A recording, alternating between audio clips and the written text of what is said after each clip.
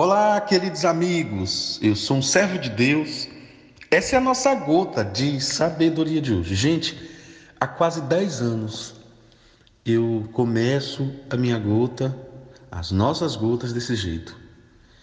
E hoje eu começo essa gota para terminar uma série que eu julgo de suma importância para a nossa vida.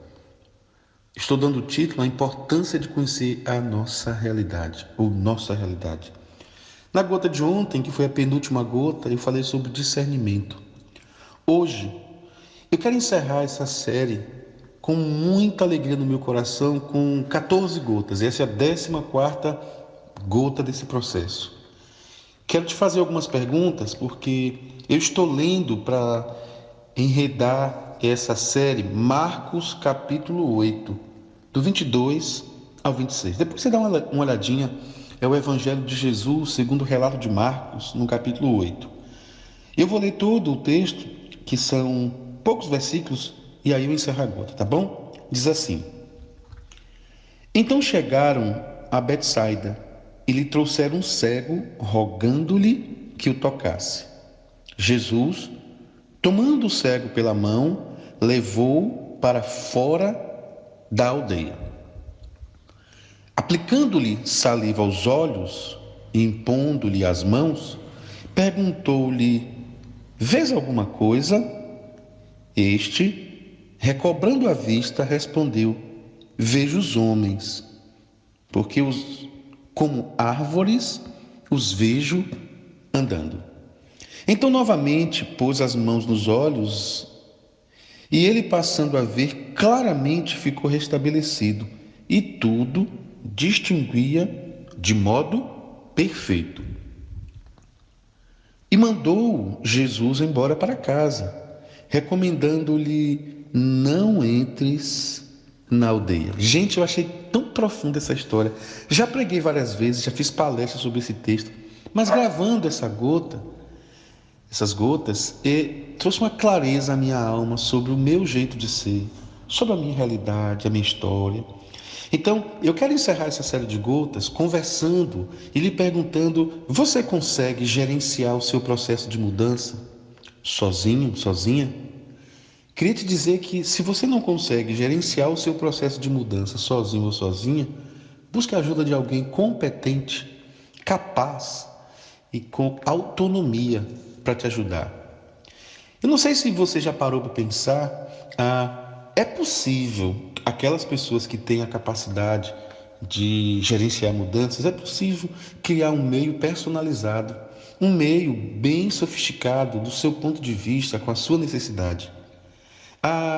Às vezes nós não entendemos, mas aceitar a necessidade de mudança já é um meio de mudança. Porque muitas vezes as pessoas, quando vão avaliar o seu processo, elas terminam achando muito complexo. E aí nós vamos subestimando ou sobreestimando o problema que temos vivido. Então vamos empurrando com a barriga. E a pergunta é: por onde começar?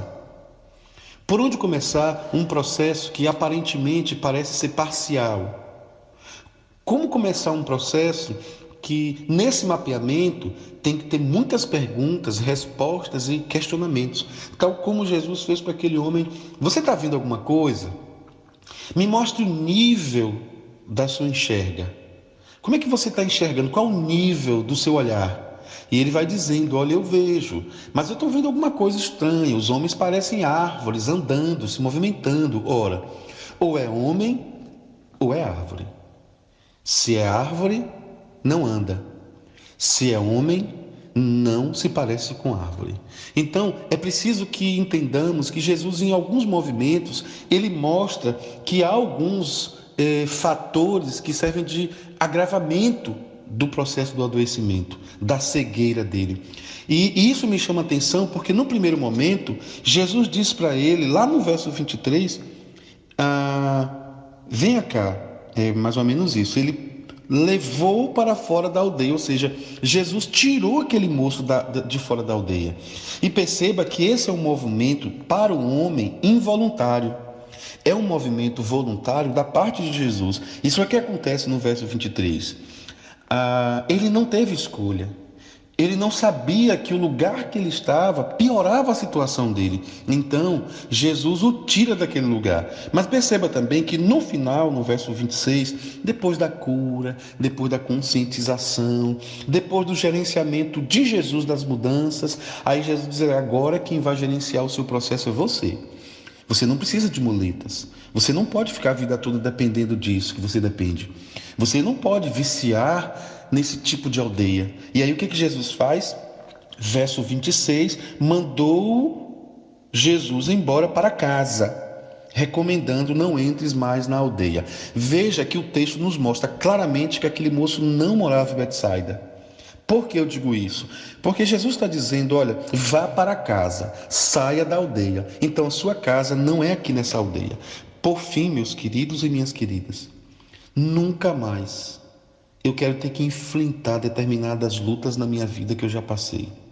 Nunca mais eu quero olhar para mim mesmo e me sentir um fracassado por não conseguir fazer com excelência esse gerenciamento de mudanças. Muitas vezes eu até começo, muitas vezes eu até dou alguns passos, mas diante das dificuldades eu começo a recuar.